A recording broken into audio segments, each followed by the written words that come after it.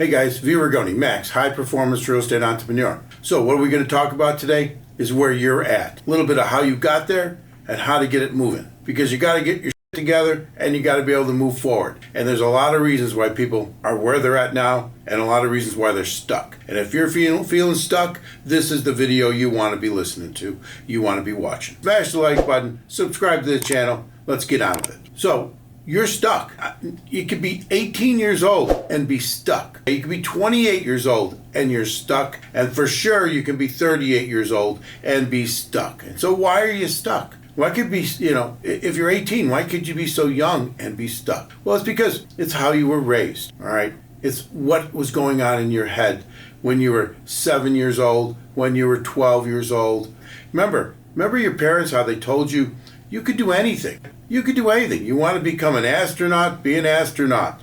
You want to become a neurosurgeon, be a neurosurgeon. Well, let me tell you, that's bullshit. Because you just may not have the brains to be a neurosurgeon.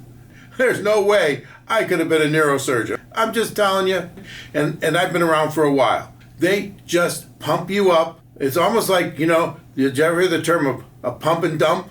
That's when you push a stock way up in price because you get on the news and they pump it up and they put all this information out there and they make it all sound good. And then when all the sound good is over, and then the stock drops.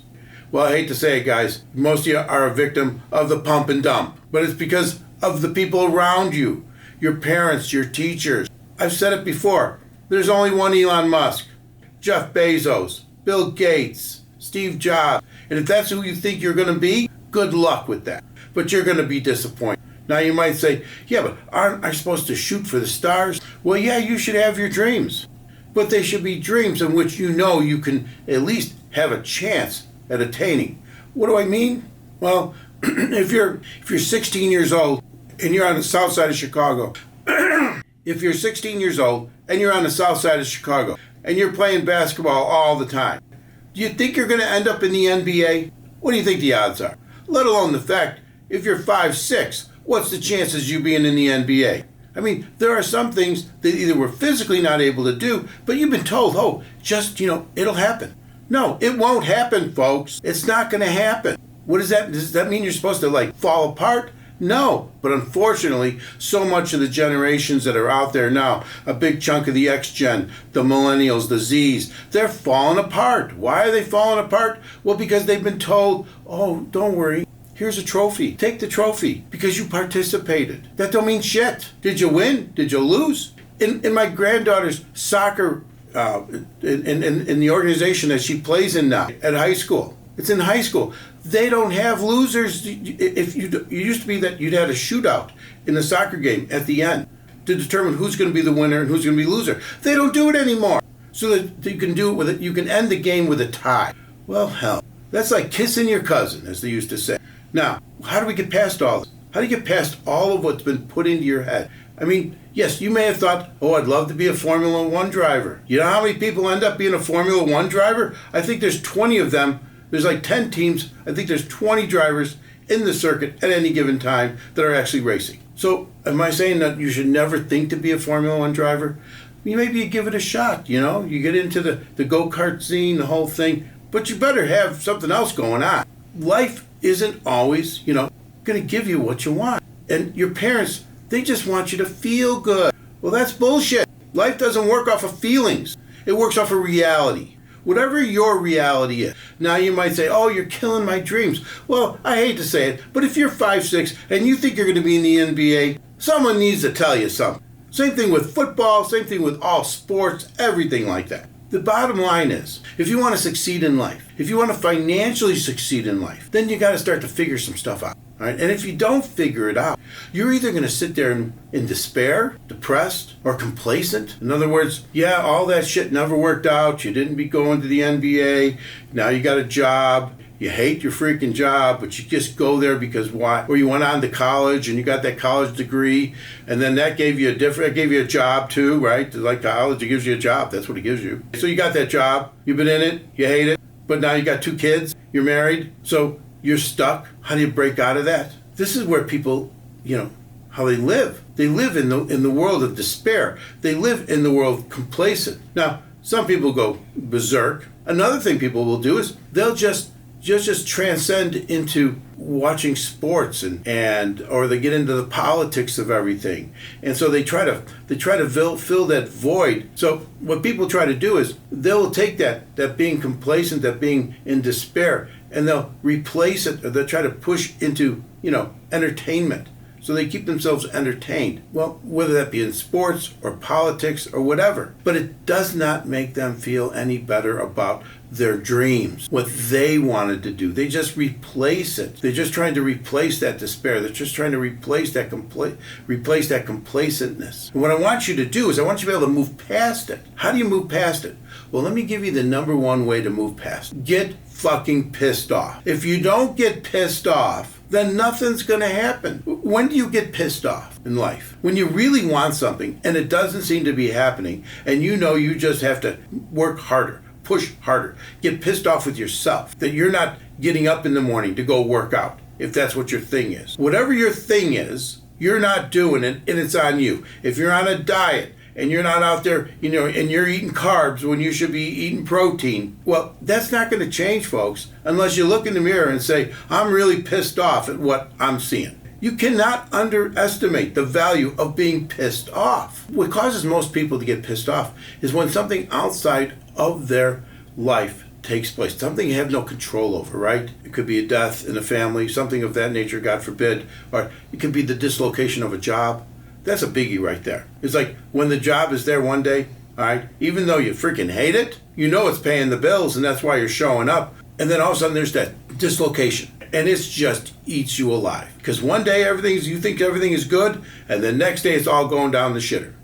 But that makes you pissed off. When you get pissed off, you start to do something else. My point is, don't wait for the job relocation. My point is that if you get yourself pissed off internally by yourself, and that motivates you to do something, because you have to be motivated. The pat on the back, honey, you're going to be okay. Yes, your dreams will come true. It's not a freaking Disney World movie. Your parents, they don't talk to you like that anymore. You might be wondering why. It's because you became an adult and they no longer look at you as a child or talk to you as a child. But you're still thinking, everybody thinks that I should just be doing the most wonderful thing. And hey, you should, but you should do it in a way in which you can achieve success. All right? Maybe you're not going to be that Formula One driver, but maybe you can own a Lamborghini and take it to the track. Maybe you're not going to, end up in the NBA, but that doesn't mean you can't, possibly be part of the ownership of an NBA team. Now you might say, well, that's just way too big of a dream too. All right, maybe you like to go to the clinics and go to a basketball clinic, where you got the NBA players there, or whatever it is you want to do. There's always a variegation of what the ultimate, dream of that endeavor is, and you can do some part of it. Well, but you'll never get there unless you have the success in your life in order to achieve it. Because again, if you're 5'6", the NBA is out of the question. Someone's got to tell you. So what does that mean? Does that mean I'm not supposed to have any dreams? No, but start to have some adult dreams. Start to think like an adult. Start to dream like an adult. Start to set goals like an adult. Put yourself in the new world of being an adult. Quit thinking of yourself as being 12 years old. You're not. What I mean by that is don't wait for somebody else to come along to change your life. You've got to change your life. I had to change mine. I had to do what I had to do. When I was 14 years old, I was so shy I didn't even want to answer the damn phone. You can come a long way by starting to figure out how to work on yourself, how to get yourself in a better place. Why do you think there's like 15% of all young men in this country are thoroughly depressed? Which means there's probably another 5 or 10% that are on the way or not being counted because they live in despair. Why do you think what goes on the south side of Chicago goes on? Because these people live in despair. It's all the young men, okay? They're out there, they're out there committing crimes and doing all this craziness, all right? Even in every major city in the country, because they see themselves in despair. Does that have to be their reality? Absolutely not. But they have to learn something. You have to do something different than they did the day before. And when we talk about real estate, when we talk about how do you get there, it's by picking a proper vehicle in which to move forward in. It's like when someone says to me, I'm into one of these MLMs, multi-level marketing. What do you think of that? Well, I say, That's good. You're probably going to get some pretty decent sales training. There's some motivational stuff there, but only about 1 to 2% of the people that get involved in an MLM actually make any real money. So you want to choose a vehicle in which you can then prosper. Do you have to be the superstar in everything? I always said, hey, the reason why I like real estate is because you can be freaking brain dead and make a whole lot of money. You don't have to have had a college degree. You don't need a master's degree. You don't need a PhD. You just need to understand what the basic principles are on how to make some money in real estate. We're not talking about rocket science. It's like in that movie, Margin Call, where the CEO says to the kid who figured out that the company is going to go down any minute because the derivatives they own are losing value faster than they can count the dollars, and the kid is there telling him why this is happening, and he says, what's your education? He says, well, I have a PhD in combustible this or combustible that, and the guy says, oh, you're a rocket scientist. But you don't have to be a rocket scientist. The CEO, he wasn't a rocket scientist. He said, hey, talk to me about what's happening like I'm 10 years old.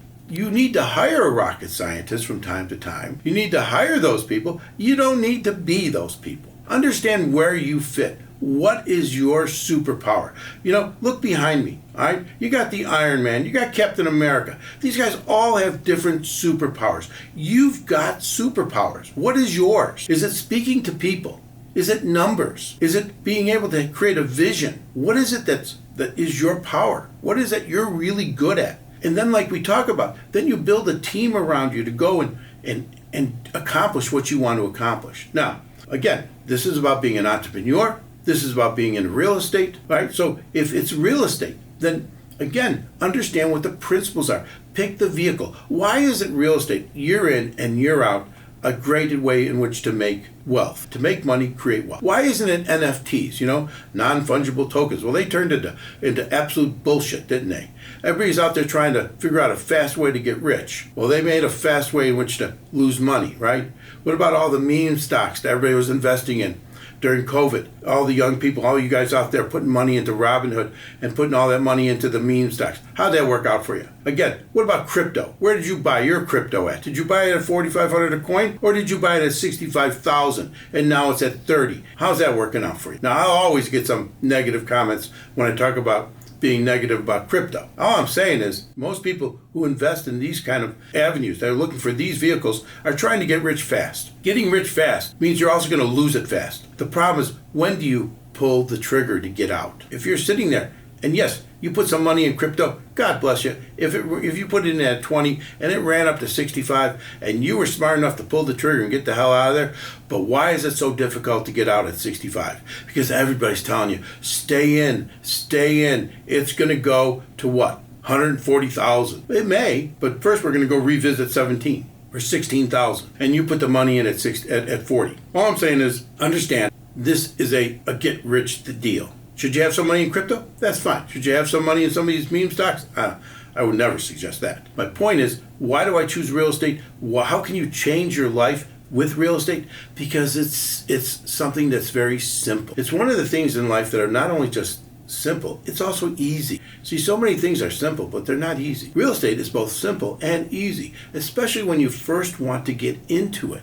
When you first want to change your life around doing something, picking a vehicle like real estate. They've made it so easy for you to get into. For you to get your first 2-3 single family houses, if that's the direction you're going. They've made it so damn easy for you. That's why I say you can be freaking brain dead and make money in real estate. Why? Well, your first property, the FHA is going to give it to you with 3.5% down on a mortgage. Sellers are going to be in a position where they're going to want to help fund some of the closing costs. So if you're looking at a $200,000 rental property that you're going to have to move into for a little while, that doesn't mean you can't house hack some of the rooms and make the payment. So in the first year when you got to move into that property, all right, so you move into that property for the first year, but you also house hack some of the rooms in it. So you're covering the mortgage payment. While you're doing that, you're looking for the next property. How much did it cost you to get into the first one? At 3.5% down, that's $7,000. What about all the closing costs? Well, I just said the seller will kick in the money for the closing costs.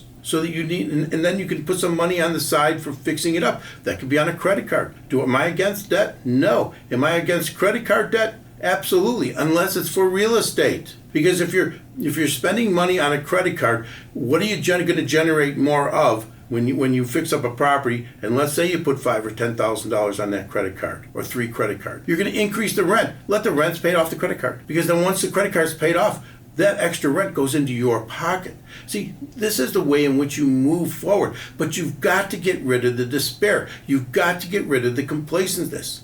That's why if you can choose a vehicle and you get past being a child and you can start to think like an adult, and now you might say, oh, you sound like my father. Well, everybody, you get old enough, is somebody's father in most cases. So just deal with it. What I'm not telling you to do is to buy that house. Move into it, stay in it for 20 years, pay the mortgage, and that's the only piece of real estate you'll ever own. I am not telling you to do that. I'm telling you, buy the first house, move into it, bring in some people that can rent some of the rooms, hack the house, right? Back in the day, we used to call them boarders. You think any of this shit's made up? Is new when it comes to real estate? They just changed the terms to make it sound better. Back in the day, it